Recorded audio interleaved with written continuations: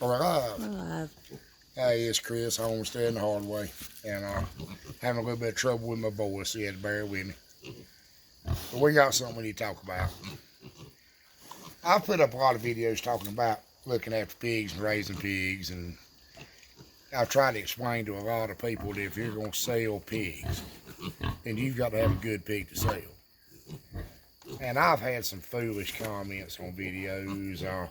I've tried to tell you can't feed them just soaked corn, that you've got to worm them, that you've got to look after them. And I have people argue that point with me, you know, such and such. Oh, Uncle Isaac never fed his nothing but soaked corn. Or we worm them with you in the back. I've heard all kinds of foolishness. But I've got an opportunity here because I got stuck with some bad pigs. It's a long story how I got stuck with these pigs. But I got stuck with some bad pigs, and I have an opportunity here to show you what feeding them soaked corn and not worming them and not looking after them will get you. First off, let me show you a good pig. These pigs here will be 6 weeks old Saturday.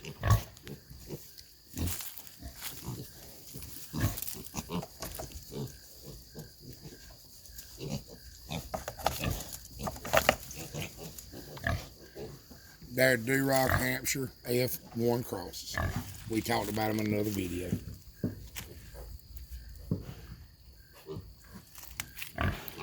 Mama's a full-blooded Hamp, Daddy's a full-blooded Duroc.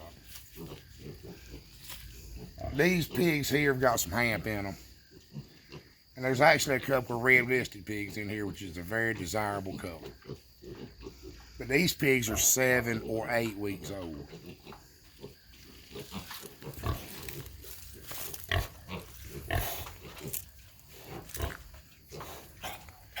They weigh half as much as these 6-week-old pigs over here, at least half as much.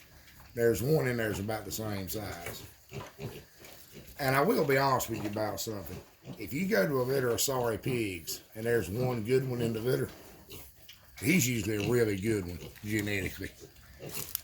If they've gained weight and done good against all the odds of parasites and inadequate looking after and no feed. But these pigs here are large breed pigs. I don't know exactly what is in them, but I've seen their mom and daddies, and they are large breed pigs. There's no mini breed in them. And there's one kind of sort of okay looking pig in the whole bunch. Now they have actually made a drastic improvement in the 2 days I've had them over here. And this isn't my place. If you've been watching this for a while, you know this isn't my place. I didn't have any small pens available to put any piglets in. I had to bring them over here to a buddy's place. But we've been feeding them 6 times a day too. I mixed up some high protein feed and I wormed them good. I'm gonna worm them again in a few days. You ought to see what come out of them. For a 7-week-old pig to be that wormy, I hate to say it, but it almost borders on animal abuse. And what's so bad about it, this guy was proud of these pigs. He thought he had really good pigs. And asked an outrageous price for them. And a buddy of mine paid it. I sent him to go get the pigs with the money, and he paid it.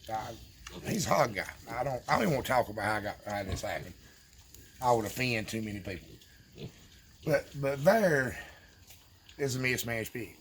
That's a pig that has had no supplement, no minerals, no nothing. You look at that little white one that's 7 weeks old.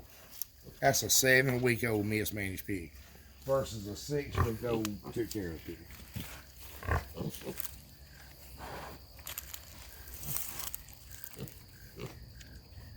See the thickness in the body. Big difference. Now, I know somebody's going to make the argument that these are old line pigs and those are kind of the modern cross. And I can solve that argument. I can go to my house and show you our old line pigs that are 2 weeks older than these that weigh 50 pounds. But this is too much of what you see for sale on Facebook and for sale on Craigslist. This is too much of what people buy. And I'm telling you, I've seen posts on Facebook, people saying, well, how do people get $100 or $150 a piece for their pigs? I can't get 20 for mine.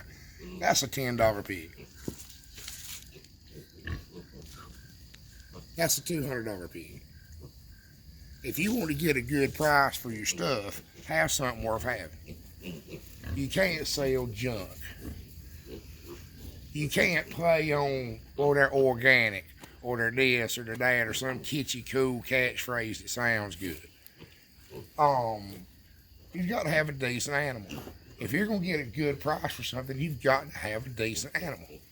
That's not a decent animal. In all honesty, they're what I would call a cub. Now, I know these haven't been fed. I know they haven't been looked after. And they have made an improvement in just 2 days. So I'm going to do the best I can with it. Can I resell them? Absolutely not. Can I top them out and sell them? Possibly. Am I going to lose my butt on them? Oh, it's guaranteed. I see a couple in there that have come out enough in a short period of time that I think I could probably top them out. And one ace in the hole I do have is we're in eastern North Carolina, home with the barbecue pig. We cook whole hog barbecue here, and that's usually a 70, 80 pound pig, maybe 100 pound pig. So I can sell them for barbecue pigs at a greatly reduced rate for what I would normally get for a pig. But it can't be helped. There's nothing to be done about it. My buddy dropped the ball when he bought them. I don't know. Like I said, I'm not going to. He's a very good friend of mine. I don't understand what happened. I don't think he understands what happened. But I've got a problem. And it's a problem I see too much. It's infuriating. I would be ashamed, deathly ashamed, for anybody to see that on my farm. Even now, I've got to move here to Buddy's place. Everybody knows they're mine. But there's nothing I can do about it. But you see the difference between looked after and not looked after. So quit telling everybody that you just feed your pigs table scraps and then making it sound like you got a pig that looks like that. Because we all know. Anybody that's ever raised a hog knows if you're not feeding them anything but soaked corn and some cabbage leaves every once in a while and some leftover rice and gravy, that's what they're going to look like. We know it. We ain't falling for it. Now, some people fall for it. We just don't know no better. But that's what you end up with. Straight up junk. Now, I will say this. You see the red-vested barrow there. He's kind of made against all odds. I've seen pictures of these pigs. They look real good in the pictures. And part of what happened was when they weaned them, they went to nothing. The smaller ones were weaned too early. There's actually 2 litters of pigs there. The smaller ones were weaned way too early, and once you wean them, they back up. The coughing is coming from being wormy, but they've been worms, so that should clear up. You can look at the coarse hair. Their heads are a little bit too big for the body size. Some of those white ones are real bad. And then they were castrated, their tails were cut the day we got them. They may not be stunted. Like I said, I haven't completely give up hope on being able to bring them out. But I'm just not impressed. But you see the coarse hair. Head's a little bit too big for the body. The coughing. The thriftiness is the agricultural term. In other words, they're poor looking. They look like they ain't been fed. And the reason they look like they ain't been fed is on top of not being wormed, they haven't been fed. They haven't had anything but soaked corn. This guy was proud of the fact that he didn't feed his pigs anything but soaked corn. And that's what you get. The only thing sorry looking in the pigs is the sows. Now in the pictures, I guess the pictures that I was seeing, to seeing somebody get these pigs was these bigger Hampshire cross pigs before they were weaned.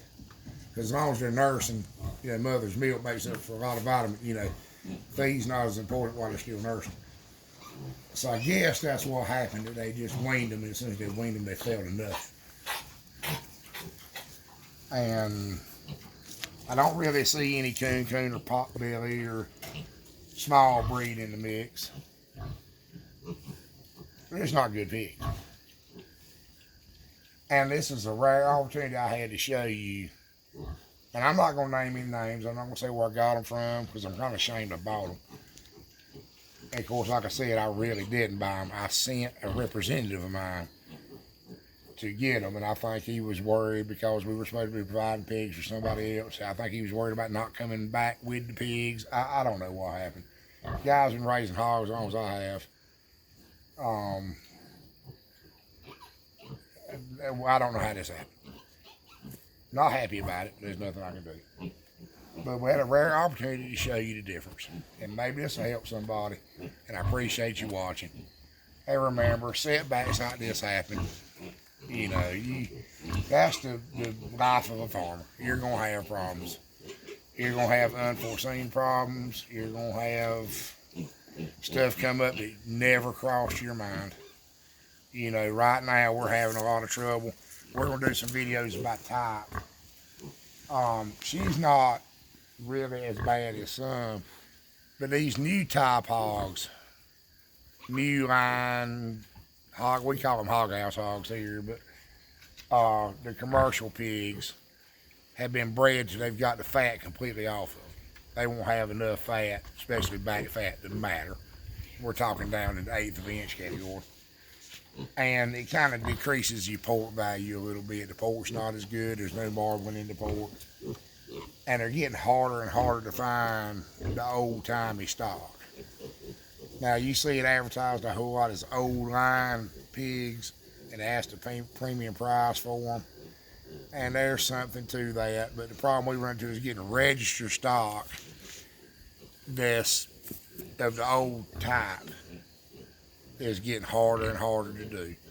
And I needed some registered do-right pigs, so I bought a registered boar. It's of this new type. And I've had several customers tell me they really didn't want any pigs off of it. So I've got a boar I paid a bunch of money for that my customers really don't want the pigs off of it. They want full-blooded do-right pigs, but they want old type, and that's going to be a problem. But in reality, when you cross the new type pig with the old type pig, you kind of get something, the old type is dominant. Pigs will de-evolve really fast, so you can knock this build out of them pretty easy. And when you hear us talk about a hog house hog or a show pig, these were show pigs. And they'll win the show. I mean, they'll do great in the show. And the pork quality on these will be pretty good. But when it gets a little more extreme than that, she's not too that extreme. You'll see there's still a little fat on her, even though there's some pigs. The round back, kind of traditional look. She's not too extreme. She's a pretty nice sow. In fact, if I can talk him out of that sow, I'm gonna own her. She is gorgeous. But like our boar, if you've seen him with the flat back and the high muscle, it's not really desirable for us. Now, for commercial operation, it would be perfect. Maybe that'll help you out. Remember, you can't do this stuff if you don't get up and go do it. You'll never plow a field, turn it over in your mind. But I got to rambling a little bit, so I'm going to get off here. But I appreciate you watching, and maybe, just maybe, this will help you out. And I'm going to go ahead and tell you, you know, you put whatever you want to comment. She tell me I'm crazy and hell, whatever you want to do. Did you feed them chewing tobacco and soaked corn and whatever? But I know the truth. And I hate to break it to you, brother, but I can spot somebody don't know what they're talking about from 100 miles away. The minute you open your mouth, you ain't doing it to make yourself look like a fool. And I'm not going to leave the comments up there for everybody else to read them and not know any better and believe them. So don't waste your time. I've got right just to delete them. If you keep pushing, I'll block you. Because I don't want to hear it. I'm tired of hearing it. And I'll leave you with that. Y'all have a good evening.